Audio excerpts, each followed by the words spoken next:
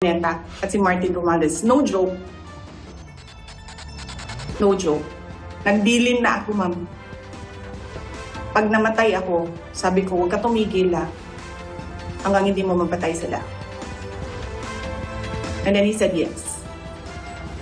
2 araw matapos ang pagbabantang yan ni Vice President Sara Duterte, git ni Pangulong Bongbong Marcos. Kung ganun na lang kadali ang pagplano sa pagpatay ng isang presidente, paano pa kaya ang mga pagkaraniwan na mamamayan?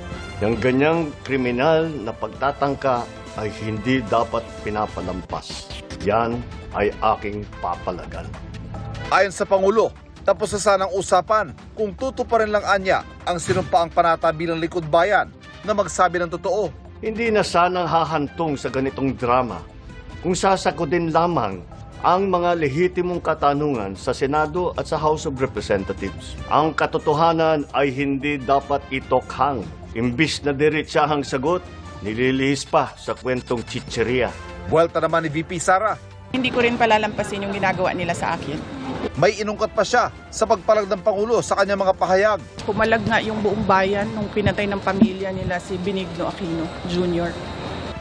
Sa naunang pahayag, sinabi ni VP Sara na maliciously taken out of context ang kanyang mga pahayag na itunuring na raw na national security concern ng National Security Council o NSC. Hinamon din niya ang NSC na bigyan siya ng kopya ng notice, listahan ng attendees, mga litrato at notarized